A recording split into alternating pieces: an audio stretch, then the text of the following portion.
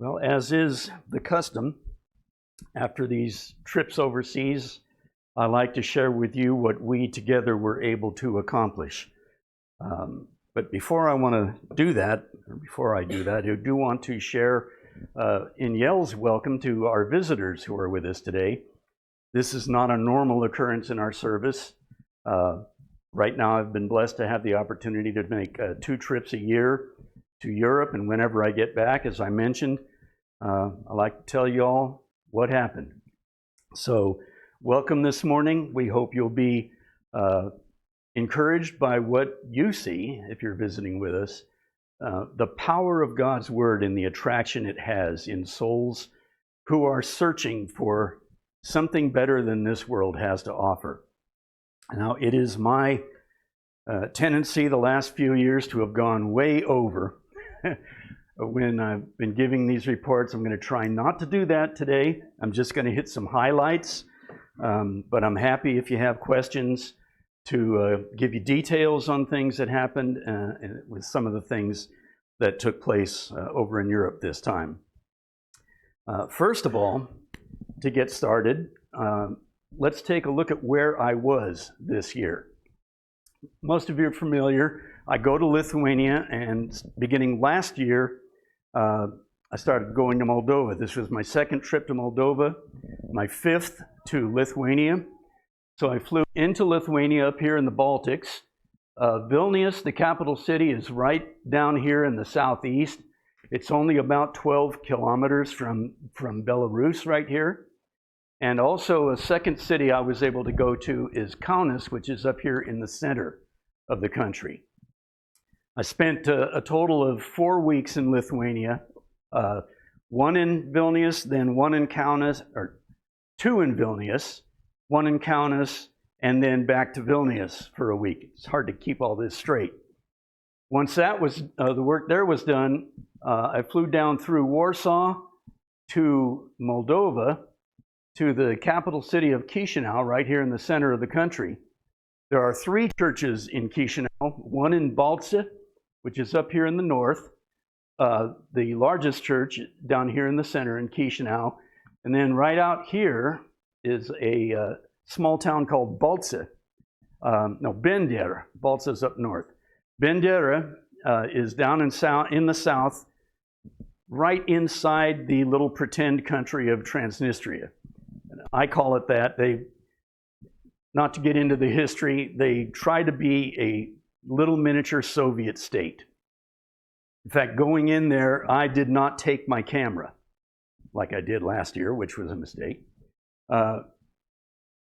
What they'll do is they do not allow tourists, especially American tourists, to be taking pictures in Transnistria. But then they don't confiscate your phone. So go figure.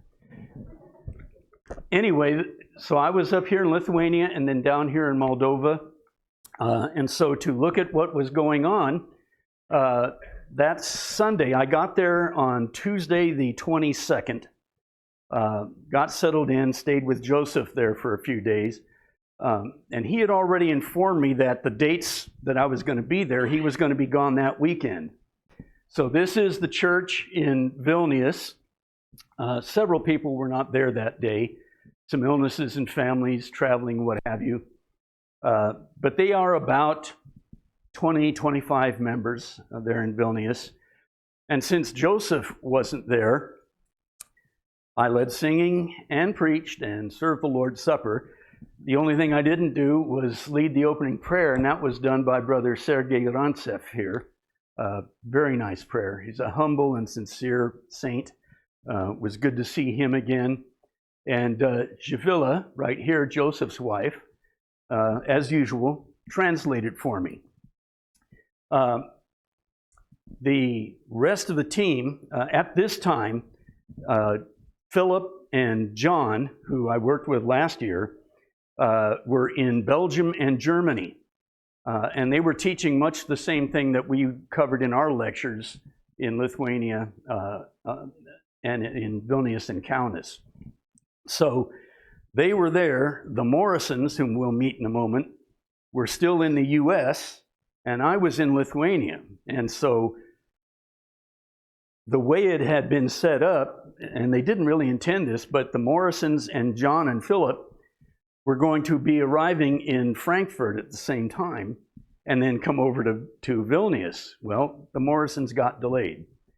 But anyway, we all got together. They arrived in Vilnius. I went over to their flat when they arrived, and we had a meeting with this young man for about 2 hours. We went out that day. This is Thursday or Friday. This was Friday. We went out that day and did some street evangelizing and had set up a meeting. This young man appears, Zeb, Mansour Aurangzeb Pal is his name. He had said he wanted to meet with us. You might remember this gentleman. We met him last year in Vilnius at the lectureships. John and Phil were out evangelizing and met him in a park and gave him an invitation to the lectures. He came to the complete lectureship. We had, after that, when we all got home, we had one Zoom discussion with him. And then he said he was going on break from university and going back to his home in Pakistan. He is Muslim, by the way. And then we never heard from him. And John kept trying to contact him, just sending texts, letting him know, we're thinking of you, we're praying for you, you know, we haven't forgotten you. And we didn't know what might have happened. When you go to Pakistan and you're not 100% following the Muslim line, you're putting yourself in danger. But anyway, just before we got over there, we sent him information that we're going to be holding another lectureship in Vilnius. We hope you can make it. Well, he got in touch with us shortly before we left the U.S. and said, thank you for the information. I'm hoping to be there, and I'd love to see you again. But when we got there, he got in touch with us and said he wanted to meet. Now, as I mentioned, we talked with him here for 2 hours in our flat. His concern was that if he became a Christian, he was worried about his family's security in Pakistan. He said his father in Pakistan is a high police official, but that wouldn't give any protection if people found out he was a Christian. And he has not yet obeyed the gospel, but we'll talk some more about that. We assured him that if you become a Christian, Jesus teaches us to be wise as serpents and harmless as doves, which means if you go back to Pakistan, you don't have to sit there on the street corner and let everyone know, hey, I'm a Christian now, so, you know, just letting you all know. He would be executed if he did that. That's what it's like in Pakistan. One thing he did say that really caught my attention is one reason he's searching for Jesus, or searching for the truth, is that he said, I have looked at Islam. You know, he is a Muslim. His family's Muslim. But he is tired of the ritualism and the empty rote obedience that is found in Islam. He said, we cannot have a discussion at home like we're having here. You cannot say anything except what follows the official line. You can't discuss different ideas. You just have to do what the imams tell you to do, practice the rituals of Islam. And he said that just isn't right. He says, I love the freedom that you Christians have.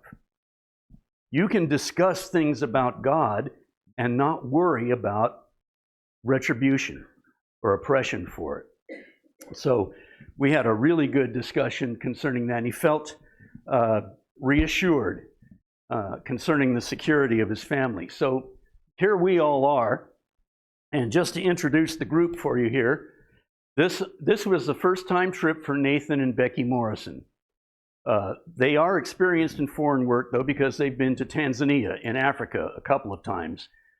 Their first trip to Europe, they wanted to kind of see what it's like, what the work is there, to give consideration to being part of our group to set up a consistent series of teaching where at least one of us would be over there every quarter to give them consistency in teaching and encouragement and help.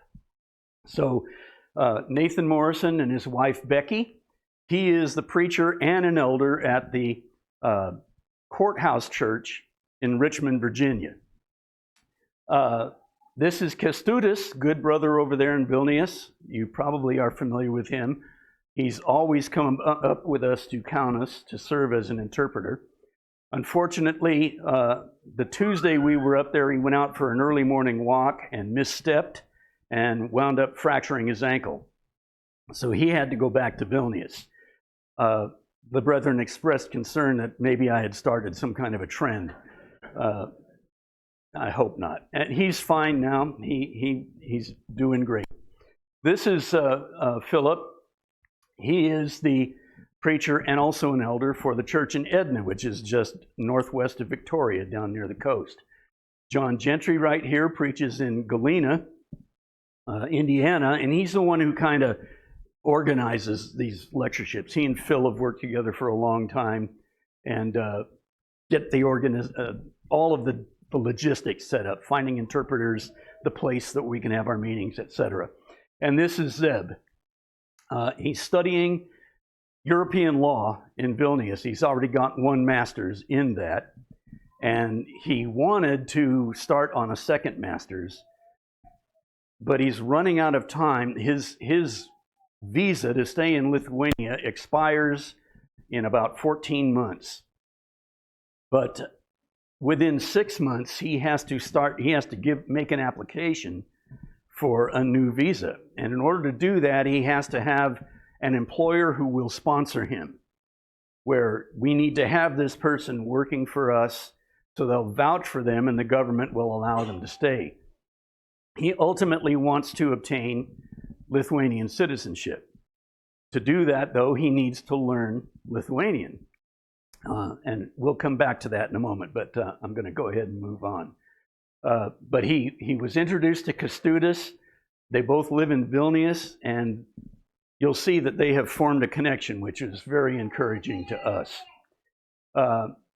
This is the lecture that we had in Vilnius.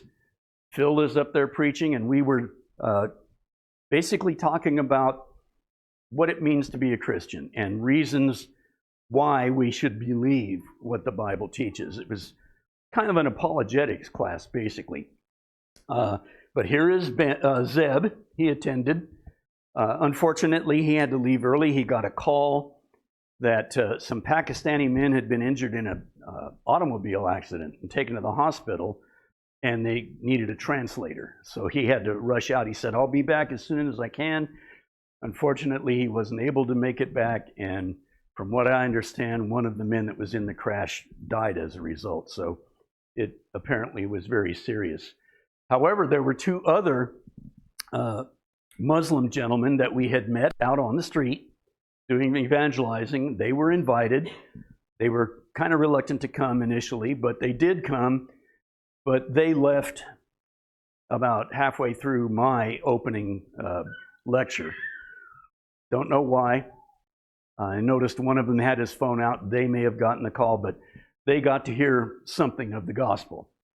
So we held that entire lectureship on a Saturday, 8 hours of lectures on our first weekend in Vilnius. And then that Sunday, we went up to Kaunas in the center of the country. This is the church in Kaunas. Here are, again, John, Phil, Nate, and Becky. You can't see Kęstutis from this picture, but I've got one from the other angle. Here's Kęstutis, and he was doing the translating for us. But there are about 15 brethren or so. They meet in this daycare center, which is owned by, we might not be able to see them. Let's see. Yeah, there they are, Jonas and Alma. He owns that daycare center, and so the church meets in this daycare center every week. And so we were able to spend time with them, talk with them about the upcoming lecture. which took place during the week in Kaunas. It was Monday through Thursday, 2 lectures per night. And so this is the lectureship in Kaunas. It's generally somewhat better attended because than the lectureship in Vilnius, because most of the congregation up there comes to the lecture. So it's a little easier for them to do that. Kaunas is not as big and as congested a city as Vilnius is. But here is our interpreter, Alina. This is the 3rd time that she has translated for our lectureships. She is a member of a Baptist church there in Kaunas. So every year she gets to hear the gospel for 8 hours. And we're praying that that will take some root. Here's Kęstutis. So this was on Monday before he injured himself. A lot of these people are people we met off the street. This is a young lady named Camilla who just came by where we had our banner set up and saw what it said and started talking. Because she goes out and evangelizes on her own. She and a friend, they just go out and start talking to people about Jesus. And she says it's a little difficult because it's unusual in Lithuania to walk up to a stranger and start a conversation with them. People are pretty reserved. You don't just walk up and say, "Hi, how you doing? Let's talk." But she's able to get a conversation going and talk to people about Jesus. This young lady over here is Aqua Santa. She is the daughter of a sister who unfortunately has to work on Sundays, so she almost never is able to attend. Her mother is actually a lawyer who is from Venezuela, and she was a very successful lawyer in Venezuela. But then a regime took hold there that forced her to leave the country. So she is in Lithuania, working in a restaurant. Credentialed lawyer, working in a restaurant, but you do what you have to do. Aquasana is a student. She speaks Spanish, English, and Lithuanian fluently. So she's a fine young lady, and she brought 2 of her friends to the lectureship. Back here, this lady right here came, we met her on the street, and she came to the lectures. Camilla came every night of the lectures. And so we had a wonderful time getting to know her. This is a later night. Here again is Aquasanta with her boyfriend this time. Camilla here brought a couple of her friends to the lecture. This young man was named Ian. He came because he's a member of the Reformed Church in Kaunas, and they heard the radio interview that John, Nate, and Phil gave when they got to Vilnius. I told him, I'm not going to go with you. I've done this before. Besides, you'll find out how crowded it's going to be with 3 of you around one microphone, because Joseph is on the other mic, so he can translate. But anyway, they talked about the lectures. The Reformed Church heard that broadcast and recommended to its members to go check that lecture out. And so this young man, Ian, did come. He stayed for the whole evening. Unfortunately, he didn't leave any contact information. But still, he got to hear the truth preached, and so we pray that that seed will sprout. This is a lady that was met on the street who turned out to be German. And the way we found out about that is we invited her to come to the lectureship. She did. She brought a friend with her. And when she walked in and I introduced myself as Kurt. Well, that's a German name. So she started speaking to me in German. And so I told her, ja, mein Name ist Kurt. And so, sprechen Sie Deutsch? Ein bisschen, a little. But we were kind of able to figure out what each one was saying.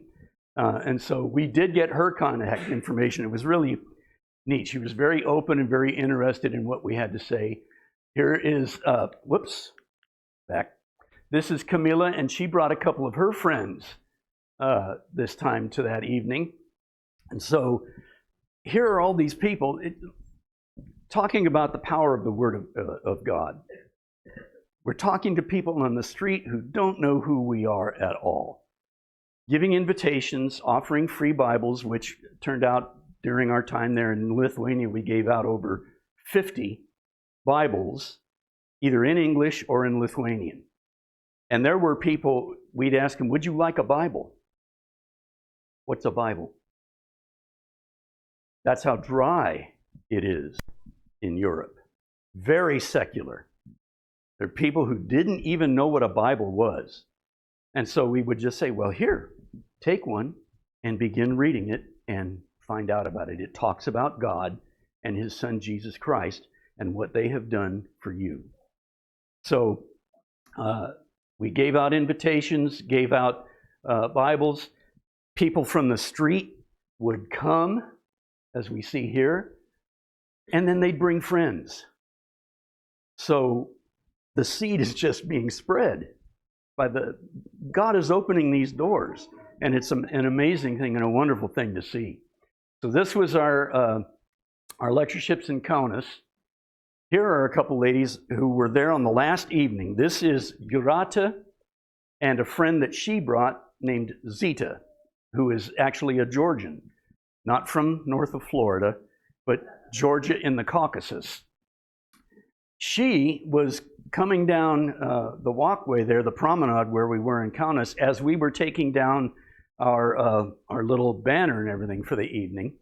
She saw what it said, and she speaks maybe about 3 words of English, but she's asking, she's gesturing, what are you doing? What's all this about? Well, she is a believer, so we invited her. We had a flyer in English and Lithuanian that told her all about the lectureship. So she came that evening with her friend that we didn't meet. She said, is it okay if we bring a friend? Sure. So she did. And so we have their contact information. It was interesting about Zita because she, on the request sheet for information, she wrote her name and her email, but it was difficult to read it. And so John did some investigating, and we found her website, her Facebook page. So I'm going to get on that Facebook page and reintroduce myself because we got to talk a little bit. Tell her I'm the guy that you came up to at the end of the lecture that night and asked for a Bible. And so we gave her one in Lithuanian. So we'll be able to stay with her. Here again is Camilla. We invited her to be our guest for lunch on Friday, the day after our lectureship ended on Thursday. John and Phil had to leave on Wednesday to get back home. And so Nathan and I closed out the lectureship. And that Friday then we invited Camilla to lunch. And so we got to know her, got to talk. And I asked her, when you're out evangelizing like you do, what do you say when someone asks you, what do I need to do to be saved? How would you answer that? She said, well, I've never really run into that yet, but I guess I would tell them that you need to pray to Jesus and ask Him to forgive you. So that opened up a little impromptu Bible study there at the lunch table in the book of Acts. We just pointed out here are all these examples of salvation, how people became Christians. In the book of Acts, they were never told to pray and invite Jesus into their lives. We would like you to read the book of Acts and see what everyone was told to do and what they did in response to the gospel invitation. So we're going to be able to hopefully stay in touch with her. She doesn't have ready access to a computer. She's getting into her last year in school there in Kaunas, but a very personable young lady, just a joy to be around, and zealous for the Lord. When we first met her out there on the street, she said, I've been praying to God to find someone who believes in Jesus like I do. Seek and you'll find. Knock and it'll be opened.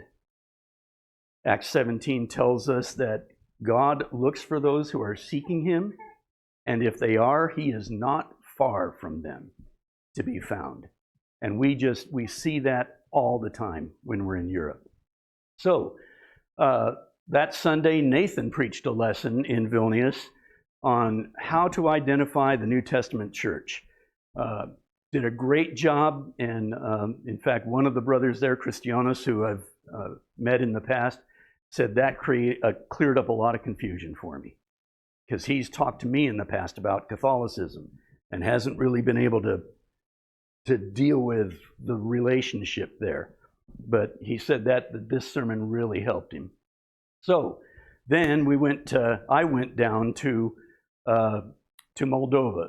The Morrisons went back home. I went up on Friday after another week in Vilnius. This is the church in Balta. This is Zita, who is in ill health but wanted to come. This is Igor, who suffers from epilepsy. This is Olga, and this is Sister Vera, and we meet in her apartment. And I got to meet them last year, and just that brief encounter, they were so happy to see me and Sergei when we visited them. They were just excited that we're willing to do that in order to be with them. They're just so humble and so sincere and so uncluttered about their faith. It's just right out there. They love Jesus. They love his people. And when we go to see them, it's just a joy to be around them. That night, we did this in the morning. Sergei and I drove 2 hours north to Balta, worshiped with them. I gave a lesson. Then we drove back to Chisinau in the evening. And so this is the church in Chisinau. Worshiped with them, gave a lesson, observed the Lord's Supper and what have you. And then after the worship is over, we now then have a Bible lesson instead of the way we do it here. So basically 2 lessons each time we got together, which is fine with me. But this is Anna, who is Sergei's wife, their son Pavel. This is Lyuba, who also is in ill health, but she wanted to be there.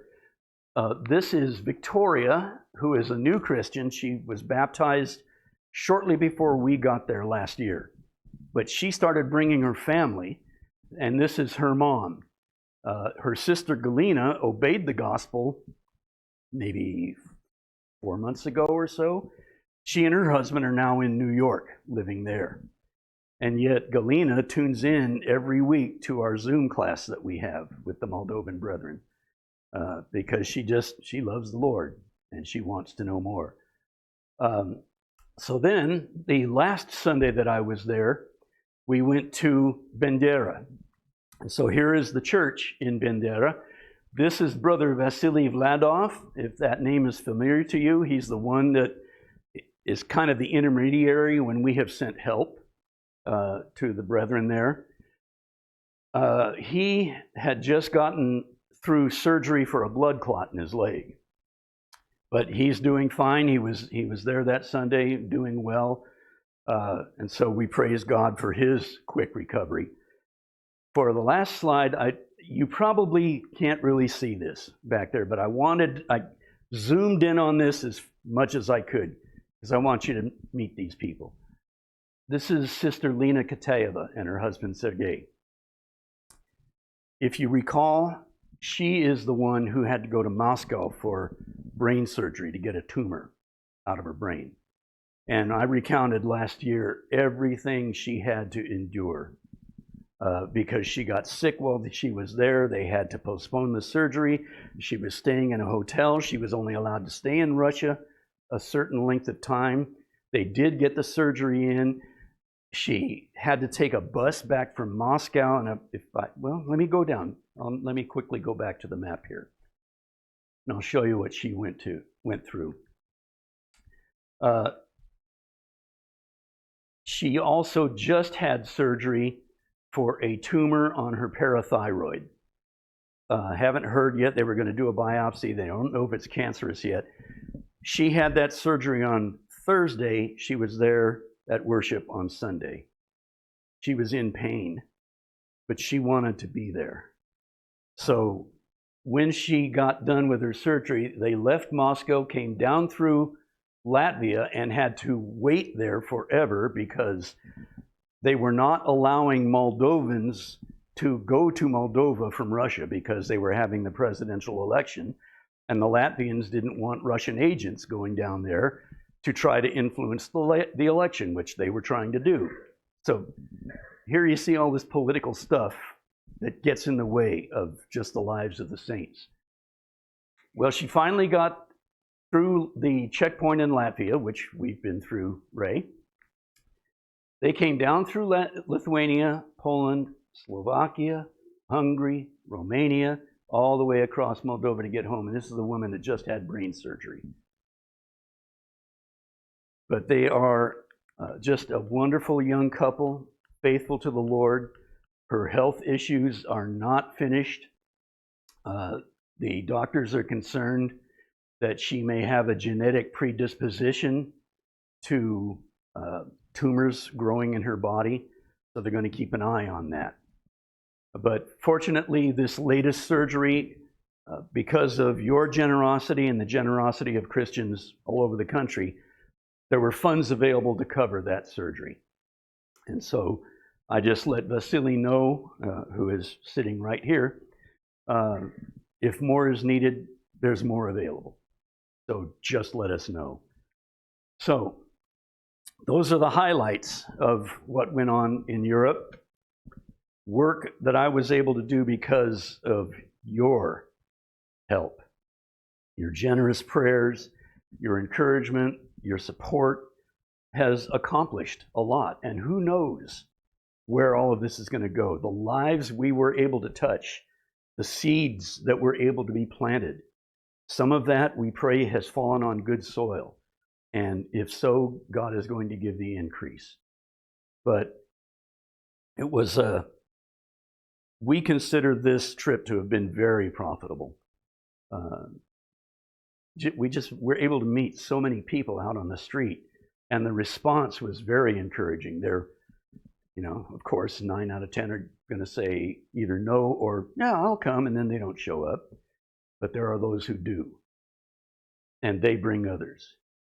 So the Lord is reaping a harvest. He's reaching out to touch souls.